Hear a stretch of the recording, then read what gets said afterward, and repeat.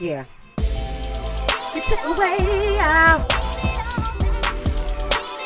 history.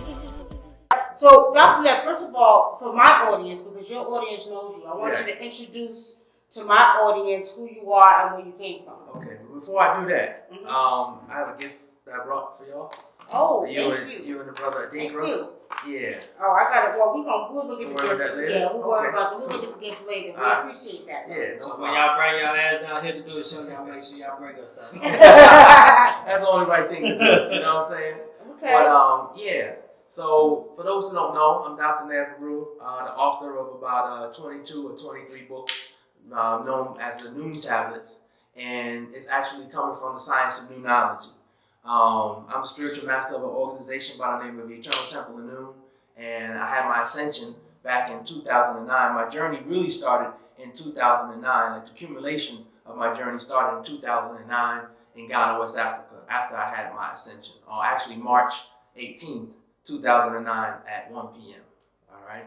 So, you know, for those who don't know me, you know, through the science of Noonology, I do my best through the power of the ancestors on the planet and the celestial ancestors in the stars to teach people how to reprogram their subconscious mind. That's not the only thing, but you know, that's where I started at, and that's what, you know, gave me my claim to fame, as they say. You know what I'm saying? Teaching people how to empower themselves, teaching people how to tap back into their ancestral forces so you can empower yourself, and also dealing with pure positive energy, you know. So I hope that satisfies the question. If not, keep going. No. Okay. No, that's cool. Okay, well, y'all refresh your computers because we can hear. Yeah, I don't know, something's going on their end, but Right. Brother Dinkler says people can hear on his end. So we can hear. Come back to the webpage. Watching from YouTube's page. Yeah. Yeah, see? Yeah. So I don't know. They have to probably get out. That's what it is. Yeah. Okay, refresh your webpage for those who can hear. Okay, so Dr. Neb, all right, you know, I noticed you've been back on the scene. I remember we used to have a show called Intuitive Tuesday. That's right. Which you also have the ability to be very, very spiritual and read too. Yes, well, thank you. So I remember we had a great show. Yeah. And then you were bringing a lot of information. You also had your own radio show too. That's right. Right. So people, I am very familiar. Me and Dr. Neb knew each other for years, and we did some readings together. You know, so I love to listen to my brother because he teaches me some things I didn't know. You know, and with Dr. Neb, one of the things one of the reasons I wanted to bring him on the show is because he's pretty much vibrating on that same frequency. Y'all hear me talking about the sun, the importance of talking to the sun and the trees and the birds. Now, there was something you were talking about on one of your feeds that I wanted you to discuss. Okay. In reference to now, you know, over here where we're at, you see all the power lines right here, right? That's right. Tell me something about that, because I had a client that a customer that came in the store. She said that we're being protected by the power plant. I don't know about that. I was like, okay, what do you mean? I don't know about that. And now and not only that, now you also talk about the birds. And one thing I wanted to share with you is that we do hear birds a lot. The birds are constantly over here a lot. Well, that's a good thing. What does that mean? I mean, it means if the birds are here, that means it's not messing up the electromagnetic grid that they use to fly. Okay. Because birds use, you know what I'm saying, the electromagnetic grid. They can actually see it, you know, and they use it to navigate. So that means that, you know, with all the technology, it's throwing, you know, you notice the bees are gone. Yeah. You know what I'm saying? That's because they all, you know, dragonflies, they all use the so-called electromagnetic wave, you know, of nature. You know, nature has its own. You know what I'm saying? It's through the what they call Schumann tone. Well, it's not Schumann tone. Schumann was actually the gentleman who discovered it. You know what I'm saying? Right. But it actually is a tone and an electromagnetic frequency or electromagnetic pulse that the planet Earth sends out naturally. You know? And it dictates from 7.83 hertz. So it's a sound, it's a vibration. And the birds, the animals, all of us will pick up on it. You know, I don't know what that is. All of us will pick up on it. You know what I'm saying? But the thing about it is that once it starts getting disrupted, then, you know, the animals, you know, are going to go away and start to gravitate towards where it's not being disrupted. Your battery. A battery, that's fine. We can just push. Yeah, when it go out, it go out. If my connection closes, just tune into Nikki Love's Facebook page, you know, and you know, we can continue watching. But yeah, so being that there's a lot of birds, that's a great thing. You know what I'm saying? So maybe I don't really know what she meant by that statement. Other, you know, let's hit that X button there. Other than, yeah, let's hit that X. No, let's hit that. Yeah, there you go. Yeah. Other than if there's, you know, there's a lot of electrical. Therefore, this may not be an area that they're really focusing on doing a lot of technology. Okay. You see what I'm saying? But the actual power, she said the power plant is protecting you. Nah, because there's a lot of power here. Now, let me ask you this. I was curious about this. You know, you talk about the ley lines and stuff like that. Exactly. So, is it a possibility that there is a ley line right here because all the power's right here? It could be a possibility. So many birds and squirrels around here. Is there water around here? No, down the street. The closest they have like a water plant. Yeah, and they got a lake too. They have a what now? Oh, lake. Yeah, there it is. Yeah. So that's still the birds and all the squirrels and all that. They're still feeding off that. You know what I'm saying? That natural nature of the water. Yeah, we do see bees and dragonflies around. Oh, you do? Yeah, a lot. Yeah. See, we have a lot. I'm in Conyers, Georgia, and you don't see that. Really? Nah. You see dragonflies a little bit, birds scarcely. But you know, I live walking distance. They just snuck it in on us. I live walking distance from a cell phone tower. Really? Yeah. The frequencies being emitted off that is crazy. So the frequency from that tower is interrupting the natural frequency of the earth, and that's why we're not seeing any bees and all that good stuff. That's right. And it's throwing off our sleep pattern. It's throwing off our psychic abilities. Really? Yeah. I was listening to a gentleman. There's a video I have on my Facebook page. Don't really know the name of it. You just have to go to the wall. And actually, what was happening was the gentleman was saying that underneath the wireless towers now, there's a like a copper wire copper wire is extending 3 football fields, which is 300 yards. Wow. So he was like, the copper wire is all in your basement and everything, and it's creating it looks like a spoke of a tire, a spoke, and it just extends out, and it's creating an artificial, like an artificial plate or artificial floor over the earth, so it's throwing our frequency off. You see, because if we were, like when I was in Ghana, there was nothing. I was pretty much totally in nature. And when I was living in the countryside, there was no technology like that. You know, lucky there was light poles. You know what I'm saying? And lights. When it got dark in the evening time, it really was really dark. Like you could see, you know, the stars. So it allowed me to sink back in with natural nature. You see, if you leave us alone and we get in our natural environment. What I noticed is people over there, what they do is naturally everybody in this town I was living in, including us, we were going to sleep naturally around 6 o'clock. That was right. That because as soon as that evening time set in, and after you ate, it was just natural. Now, you know what I'm saying? But I would get up, 3 o'clock in the morning, stuff like that to do work. But then I noticed also too, as soon as the sun was supposedly starting to appear, you would hear the roosters crowing. You know what I'm saying? As if it was an alarm clock, and then you slowly start hearing people stirring. But by the time it was like visible light, everybody's up and moving again. And I seen it clockwork for a year and a half. So, and did you notice that? And I was telling other thinkers a while back. I said in Africa, they go to bed by the sunlight, and wake up, and So did you notice the levels of stress? Like, did you notice the stress levels were different? They were more calm. They were more in tune with nature. That's right. And it also built up my melatonin levels, and around for some reason for me around 5 or 6 a.m. is when my brain started excreting that, and that's when I would have my most deepest sleep, and I would do a lot of astral projecting naturally. Right. You see what I'm saying? A lot of information will come, but because we don't fall into deep sleep or REM sleep, you know. That's the reason why a lot of us don't get those messages and all that stuff. Other than people, you know what I'm saying, who put the work in. You know what I'm saying? We're no better than the rest of y'all, but all of us have put the work in so we can get those messages. And some of y'all just naturally get those messages. You know what I'm saying? Some people don't have to put the work in. I feel I had to put the work in, you know what I'm saying? But some people just naturally, get those messages. So it's really, and they're doing it on purpose, you know? Why? Because they know that when it's transformation.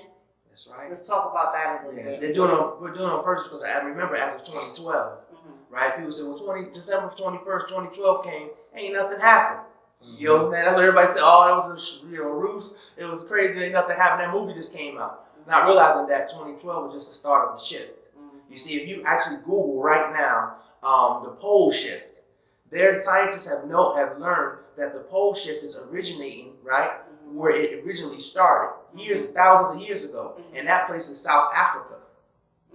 Yes, South Africa, which is in Africa. There, if you Google it right now, the pole shift Africa. Scientists are monitoring why has it shifted to Africa. You see, and this ties in to my original teacher, Dr. Malachi York. The New Orleans have a book out called 2012 and the Procession. Oh, really? And yes, and in that actual fact, in that book, he was saying that the energy, you know what I'm saying, was in Mecca at one time. The concentration of the world. That's why the Arabs are so successful. That's why they're so rich with the oil and all this other stuff, right? Because the energy was over there. Everybody was getting oil from them, and you know what I'm saying? And then they discovered it. But now, because the planet has shifted, the spot to be, like one time it was Atlantis. Then it moved to ancient Egypt. Then it moved to Mecca. Now the place on the spot of the planet where the magnetism, the life force is coming out of, is in Africa. And he was telling us, he was telling us that now it's shifting to the original people, and the first people within our race or species, it affects the women first. And that's why you remember back in the day when I first stepped on the scene, I said it was about feminine energy. Right. Yep. I was saying about feminine energy. Yeah. And they were like, what do you mean? The brothers was fighting, and then the brother, you know what I'm saying, shout out to him, you know, hopefully we'll see him soon, but the brother Natural Tahuti. Remember Natural Tahuti, he really went in with the black woman's God and the woman's God, and they really attacked him. Now people see, you know, it's about the feminine energy. He was even a movement started, right? With Oprah and all them, and they was, you know, the whole, and Janelle Monáe and all them, and everybody, you know, they also, you know, the whole movement, you know, because it's about the feminine energy. So what happens is now that the pole shift is taking place, and it's getting bigger and bigger, and it's affecting our sisters on a global scale. That's why you see so much, you know, people, the younger generation, millennium, natural hair, and, you know, all this other stuff. People are now taking care of themselves. They, you know what I'm saying, they're being proud of the skin that they're in. You understand what I'm saying? Yeah. So now what's happening is that it first affects the people on the landmass. This is why you see Africa coming up. Right. And they even did a report a long time ago, like back in 2007, by 2020, which we're around the corner now. They said by 2020, you know what I'm saying? The three most global economies on the planet will be Brazil, will be the continent of Africa, and will be India. They will be the most richest, you know, and also China. But they said that India, as far as, because China has always been on a certain level, but the ones who haven't, they said India, Africa, and they said Brazil, you know? And first it affects people on the continent of Africa, then it affects on a subconscious level, called through what they call morphic genetic pool, you know what I'm saying, or morphic resonance, because we're all connected through what they call in quantum physics, quantum entanglement. Then it starts affecting everybody else who is a part of that, you know what I'm saying, race. It affects, and we start to wake up, you understand? And then through the global collective consciousness, it'll start affecting everybody. And because we're all mixed in, you know what I'm saying? Nobody really pure anything as far as in America is concerned. And we talking about race, you know what I'm saying? People on the continent, they haven't really mixed in. But it's us, we're all mixed in, you know what I'm saying? So the reason it will start to affect humanity as a whole. And that's what you see what's happening now, you know? Okay. Because you mentioned Africa and the shift of the energy in Africa. So if you know that, you know, the governments know that because they study things like that. Is that why there's such a big fuss with South Africa? Like, because Mugabe was kicking the Europeans out, taking their land, and now they found a way to usurp him and get him out of there. Well, they did. Yeah. Oh, okay. So, go ahead. So my thing is, does that have anything to do with the energy shifting? It has everything, because if you remember, are you still alive? I'm cutting because they're not picking it up there, so we need to pick it up there. If you remember, right, there was a point in time where our brothers and sisters in South Africa didn't stand up like that. Like, you got all these brothers and sisters in South Africa, and they marching around the prison where Nelson Mandela was at. They literally overpowered what they called the Afrikaners, which was the so-called European Africans, right? Yeah. You know, because they said we African too, we were born here too, but they had a label of Afrikaners. right? So at that time, we didn't have the energy, the strength. You see, the mindset.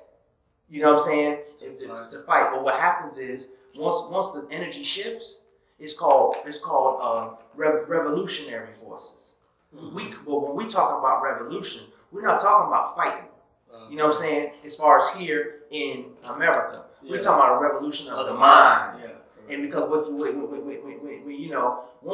we all get to start thinking on the same type of thoughts, we become one, and the body is just going to naturally follow. But now, we all still scattered in our thinking. You know what I'm saying? So yes, the shift has everything to do with them now wanting to free the land of the so-called, not so-called, but from the oppressors, those who oppress them.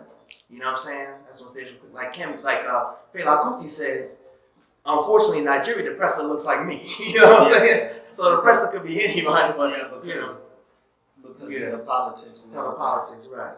And I always complain to Nikki about every time, like if you do watch TV or something, I always complain about that with the melanin aspect of it too, because every time we watch a commercial, they're always showing a black woman and a white man, or a black man and a white woman. And I'm saying, it's something to that. Right, it is. And which I know it is, but I just feel like it's becoming even more now, because now they don't even do that with no other race. I don't see them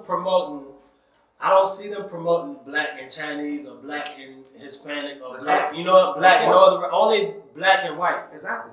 And of course, when I started studying,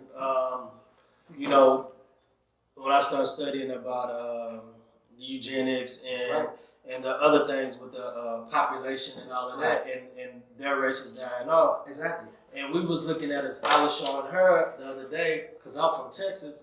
In Houston, they have they do the census, and it's predominantly Mexican. Okay. And so what they did with the census is, we was looking at the census of the United States, and it said Houston is 54%, something like 54% white, right?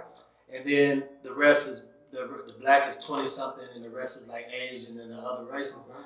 And I said, they're lying, because it's not that many white people there. I said it's more white people than black people. And then when they look at the census, that they broke it down into the city of Houston, when the city counted, they had it at 25%, like 25 point something percent Hispanic, Mexican, and then like 24% white or something like that. So they'll give you a false number, then they give you the truth, then they give you a false number and the truth. But my thing is, I know that they're dying off, and so is this a play for them to get some of that original melanin back, so they can start the process over again? Well, this is what you mean. You said a whole lot. I don't mean like that. You said a whole lot. I'm saying you said a whole lot that I can just, the information is coming. You know what I'm saying? I'm still studying about indigenousness. So I'm not qualified to speak on it further, but I would like to make a statement, okay, that what I'm studying thus far is that, you said those who claim that they're white, even though physically you see that is more so-called blacks than there is so-called whites in Houston, because everybody on paper is claiming legally that they're white. There's a lot of people who know about indigenousness. You see what I'm saying? And they know that according to law, the word black has no standing. You see what I'm saying? Legally. Yeah. So when they do the census, they have already put the paperwork in and did what they needed to do on a piece of paper to say that, no, I am white and I identify as a Native American. I'm not a black person. You see what I'm saying? On paper. We're not educated just yet about this, so we just fill the thing out and put black, African American, you see what I'm saying? And that's a whole nother conversation that I'd love to come back, you know what I'm saying, once I get qualified, or bring somebody up here who is qualified to educate us and talk about. Now, as far as why they are now, you know what I'm saying, pushing, you know what I'm saying, the race agenda and the mixing, because we know